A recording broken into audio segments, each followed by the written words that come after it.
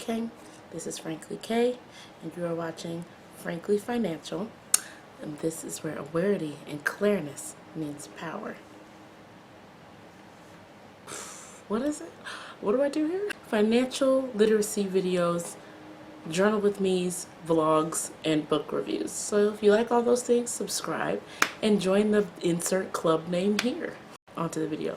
Today I decided to react to financial TikTok. I might just go on a burner TikTok and do this. Let's just go into this burner TikTok. Honestly, I'm gonna give this a timer because you know with these things you can be on here forever. We'll say 5 videos because that's a handful. Oh, I meant to say, in the first video I said I was going to make a follow-up video for what to do after you've calculated whether you're in the red or the black. So what I'm now going to do is put in the following homework instructions underneath, inside the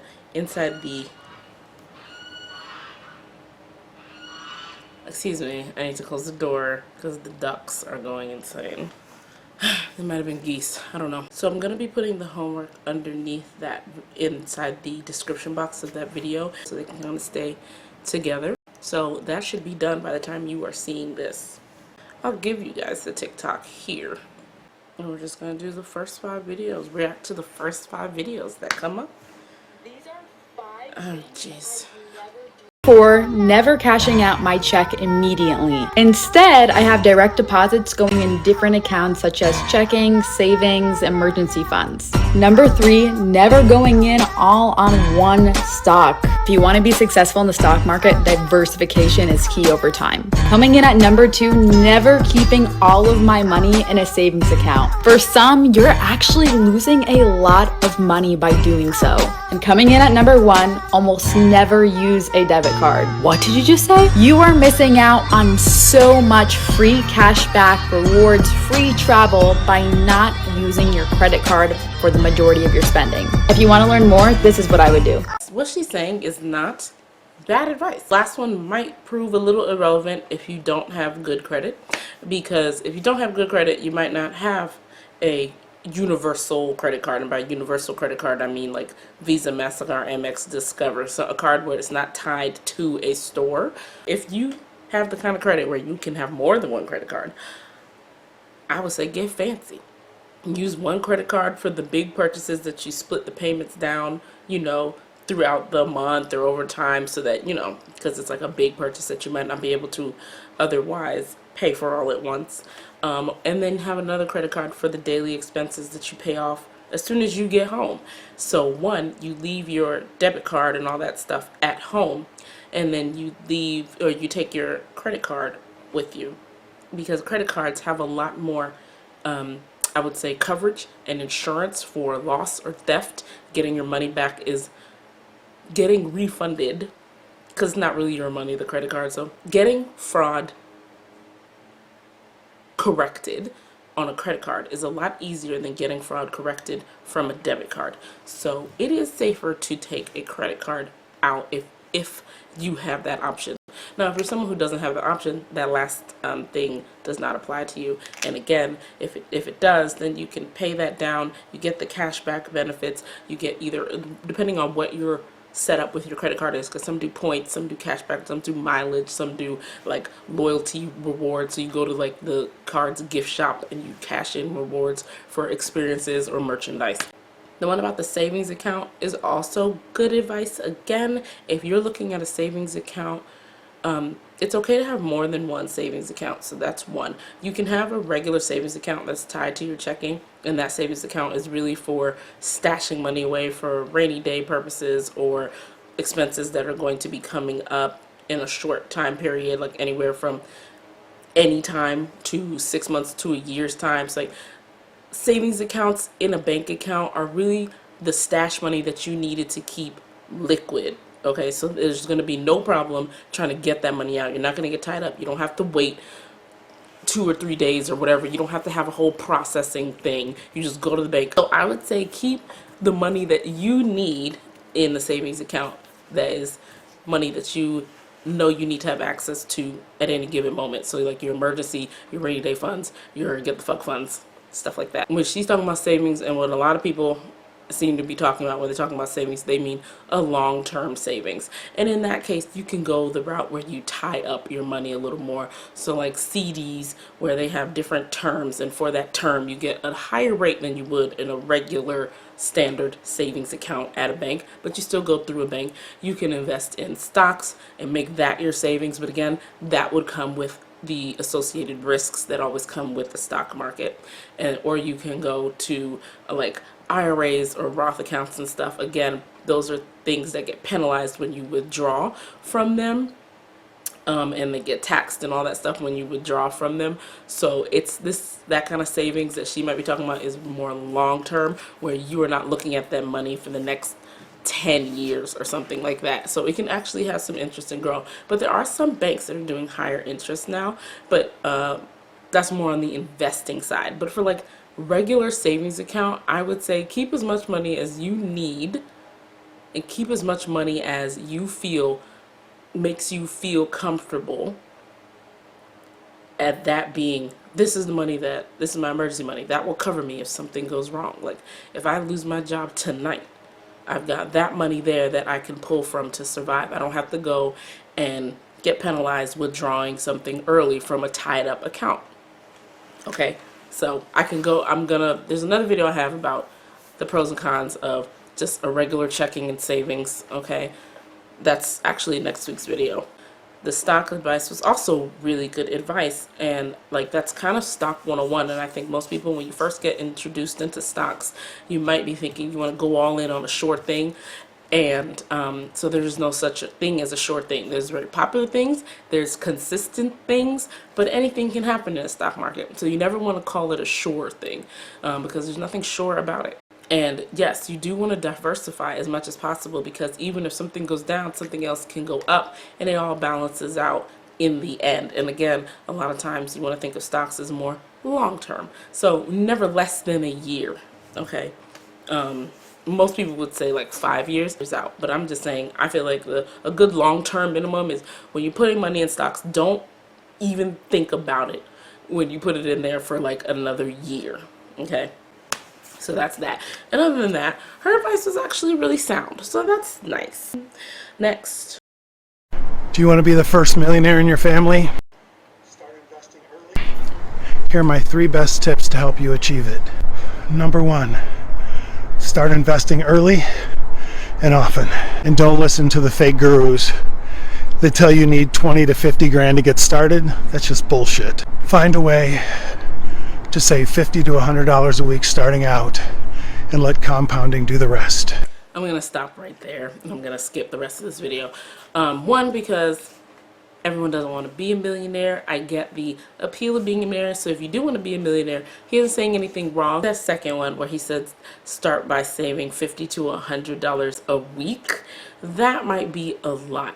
What I did when I first started doing stocks, and I actually had a stocks that grew exponentially. I started with $10 every week, and then I graduated to $20 every week. So if you get paid every 2 weeks, basically the every week thing, you just, take it out of your check when it comes that second week or whatever, and just take out your amount times 2. So in my case, it was $20 per paycheck when I started, and then it became $40 per paycheck. And that adds up like nobody's business. That adds up. So you don't even have to think, like, if you can do $50 to $100 a week, I would say do it. And again, diversify where that $50 to $100 goes, especially now that you can buy like such small fractions of a stock.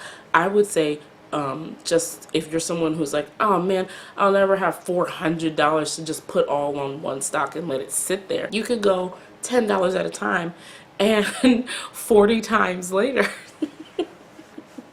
it's a lot, but 40 times later, maybe the stock went up, maybe it went down. The point is you will be $400 closer to getting a whole share, but you would have also been splitting it up into more manageable, so that you wouldn't have to worry about not doing it one week because you're short and you need this cash. I am going to skip the rest of this video. No, I'm just going to let him finish. I only got one more thing to say.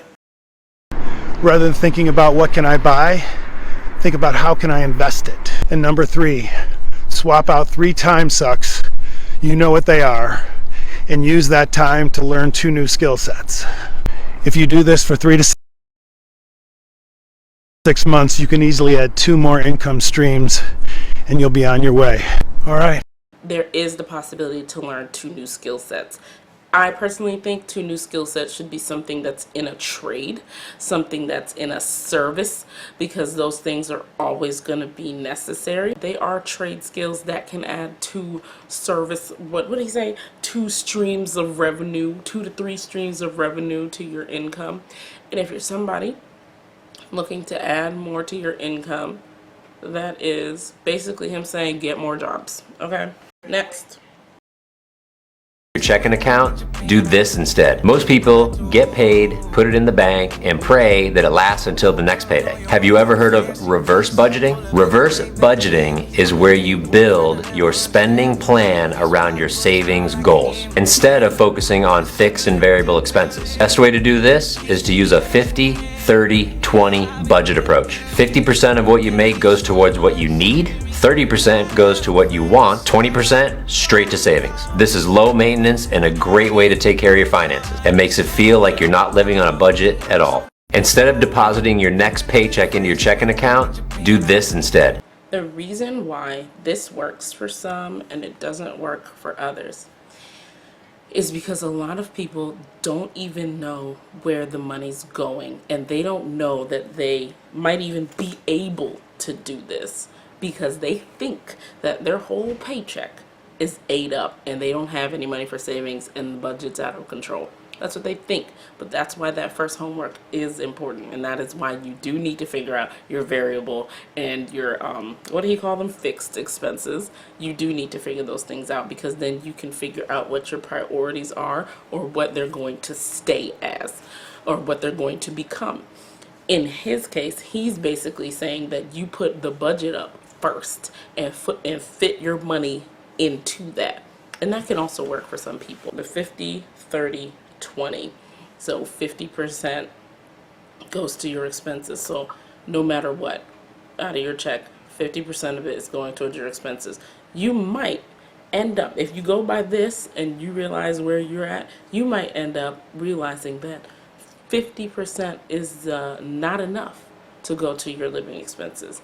And then again, I would redirect you to my first video so that you could figure out why it's not enough. You have to go figure out why. And then you'd be able to entertain this 50-30-20 method, which could be beneficial for someone who, you know, can do it. If you can't do it, I would say don't worry about it. This is a nice clean way to budget if you have basically the ability to make twice as much as your living expenses. So that's what he's saying. If you make twice as much as your living expenses, you will be able to do this method. So he's either saying cut your living expenses in half or double up. That's how some people might see this. And I mean, they're not wrong, because this assumes that your living expenses are already at like 80. And people act like just because your living expenses are at 80, you're being frivolous. People are not being frivolous. Things do not match up. Okay, expenses and what people are getting paid do not match up. Most of my life, I've had 2 jobs at a time for that simple reason. And even then, that other one was probably just a little bit of money, because one of the full-time jobs takes up so much time. Anyway, but it's not bad advice. Next. Oh, black guy. This is how you become financially free. It's not Amazon, it's not e-commerce, it's not drop shipping, it's not multi-family real estate, it's not becoming a social media influencer.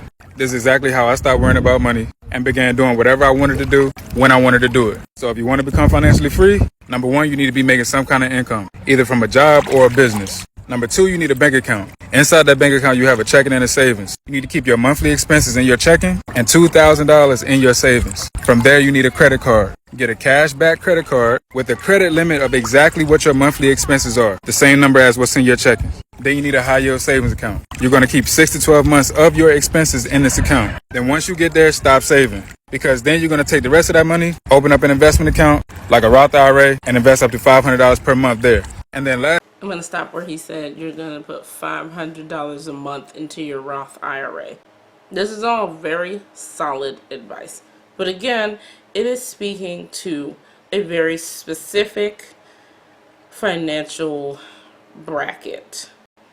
It's not widely applicable, but you can take some things from this where it is like have a checking and a savings, have an income, get a high yield savings account for the $2 that you're gonna put in there. I don't care what anybody says. Everybody's like 2,000 and two. You don't have to start with 2,000. Start with $2. Start with whatever if they have a minimum. A lot of places have a minimum. It's always anything from $250 to $500. Okay, high yield savings account might be closer to the $500 range and more or whatever. But most of the time, if you open a checking and then the savings is attached, and a high yield savings account is attached to it, so a lot of online banks are trying to attract people that way. And there's no minimum or whatever, but you have to qualify for the checking and the savings, usually because you'll get a direct deposit, and that savings account is a little higher than a traditional brick and mortar bank. Sometimes they go up to like 3 or 4%. That's not the only way to do a high yield savings account. You can actually just Google high yield savings accounts, and you should get a series of results and pick what's best for you. But again, that is something you can put in $2, $3, unless they have a minimum, then you have to put in the minimum. But if it's tied to a checking, sometimes the minimum is waived. So don't be hesitant about looking into it thinking you don't have enough money for a high yield savings account. You just might. Just look and try. Always try. The worst thing anyone can say is no. And if you don't try, it's already no. You understand? So let's finish to whatever he's saying. actually get you some life insurance. You're going to need about life insurance. Then once you figure out how to automate that entire thing, that's going to be your quickest path to. He's talking about automating. Excuse me. It's not Amazon. It's not e-commerce. Excuse me. Excuse me. I am talking. So he's talking about automating your life insurance. And I actually need to look into this for a long time now. There has been this undercurrent. And it's like a well-kept secret. And the secret's out. That life insurance has been people's key to finally having a residual income. And there's some certain type of life insurance where you get a payout or whatever, or you can have it pay you or something. But I believe that if it's anything like a reverse mortgage, it's a little, it basically leaves you in debt by the time you die. But I don't know if that's the case here. So I actually am going to do some research on this whole life insurance. I'm going to be looking into that because life insurance is heavily tied at the bank. Like, constantly talking about insurance, okay? So there's got to be something more there that I was just basically ignoring, okay? Well, let's watch one more because I don't know how many that was. If you do these 5 things, you will win with money 100% of the time. Number 1, you need to have a written plan, a budget. No one accidentally wins. Second thing is you got to get out of debt. Your most powerful wealth building tool is your income. And when you spend your whole freaking life giving your money to banks who fill up the skyline and have furniture nicer than yours, that makes you stupid. Number 3, live on less than you make. You need to decide that. Okay. I don't know where that tangent went. Like, why we were talking about. What was he talking? I don't even remember what he was talking about. We were talking about debt, and then he was like, when you spend your whole life giving your money to the bank. I guess because he's assuming that the bank is holding the debt, and by that he might mean a house or a car. But a car is always going to be debt. A car is straight liability. Like a car, never think about a car as an asset. Think about a car as a utilitarian item. It is just a tool. It gets you to and fro, most likely work, and then to the other places. It is just a tool. It's public transportation for one. All right. So don't ever think about a car as an asset. So he can't be talking about that, but that is debt. If you're paying for a newer car, that'll still be debt. Or even a used car. If you have a car note, it's debt. If you have an insurance on that car, it's not really debt because you never get that money. You never can stop paying that money. But he might be talking about like a house or a condo or something, or any kind of property that you're still paying a mortgage on. He might be talking about if you've got like a tax lien. Sometimes they garnish your bank account. I don't know. Like, that's the only time a debt would be immediately tied to a bank, except in the grand scheme, like everything's tied to some bank because your debt collector is most likely bank somewhere. It doesn't make you stupid. It makes you somebody who got into a situation, and debt is limited. You can steadily work your way out of debt. I'm trying to steadily work my way out of debt right now. So like, being that dramatic was a little intense. It doesn't make you stupid. It just makes you somebody who's living in a country that basically puts you in debt from the moment you want to make your life better. Number 3, live on less than you make. And that number 3, again, I'm so tired of financial advice being so irrelevant to most people. Like, I know most people aren't in the same situation, but I feel like the majority of people looking for, you know what, I don't know what people with money are doing, okay? I don't. But I do know that people who are barely making it don't need someone screaming at them about living on less than you make, because they already do. When you don't make a lot of money and say you have not so good credit, you have no choice but to live on less than you make, because no one extends you courtesy or credit. Decide that my life is not good enough the way it is, and so I am going to control the controllables. I am going to change some things. And then you're going to save some money. You know how rich people get rich? They save money. I disagree. Rich people get rich by saving money, but rich people get rich in all kinds of ways. Rich people not get rich, but the way rich people stay rich is hoarding money. Let's talk about this. A lot of rich people get so many tax write-offs. They get benefit credits. They get tax credits. They get freaking gifted things. Rich people get so much stuff for free.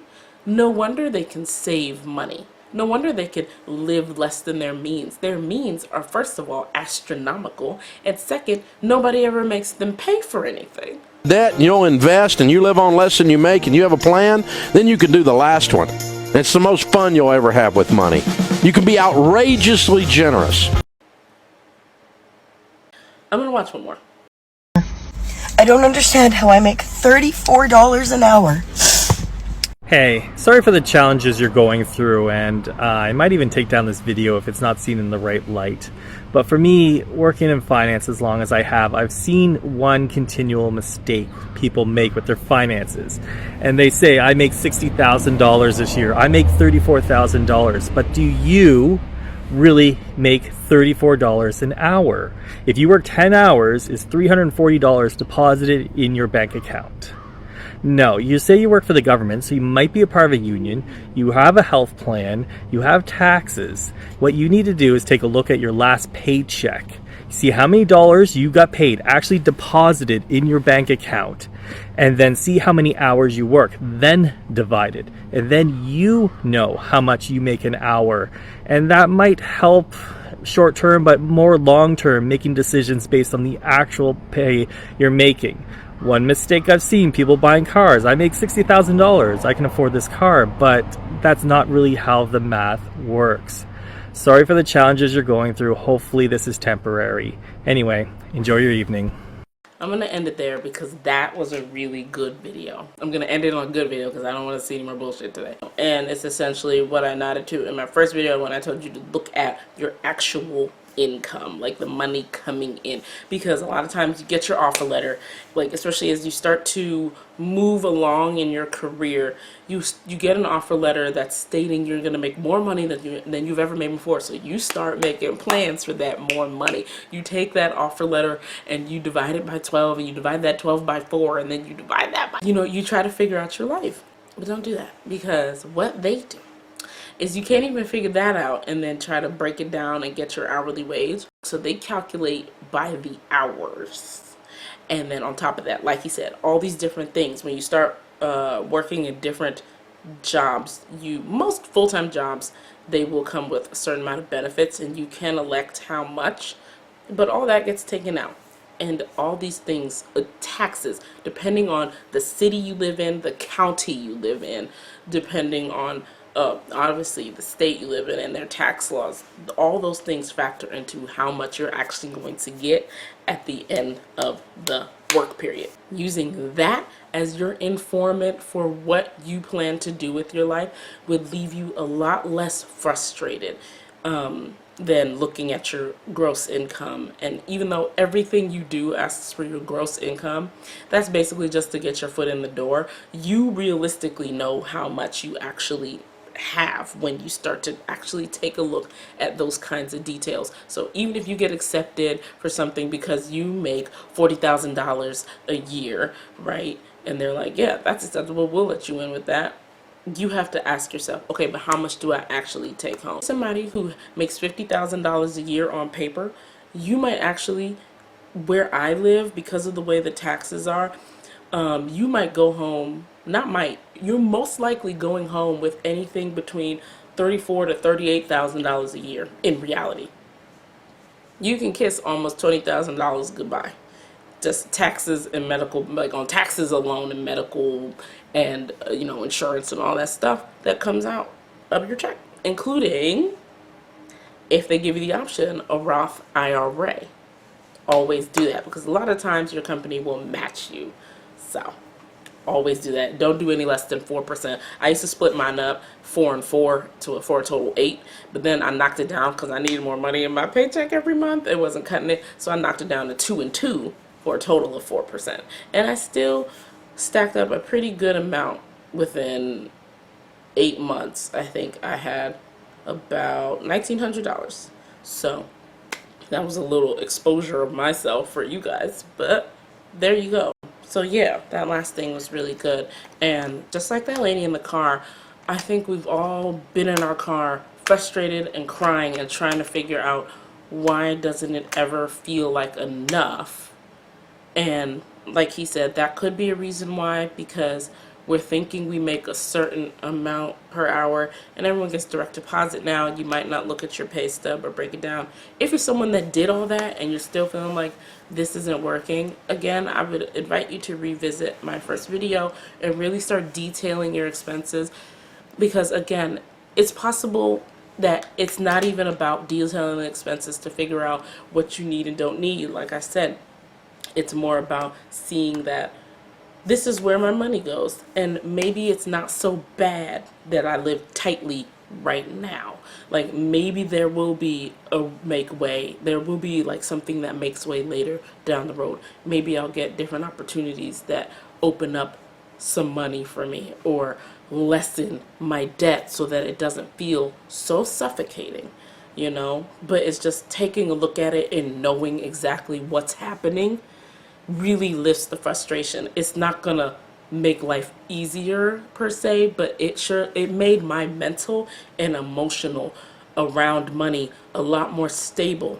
I could see what I did with my money and be proud of myself. Like, I can't use my savings for that right now because I had to change a tire. It puts things in perspective, and when you have a clearer perspective, for me anyway, it made life less daunting when it came to money.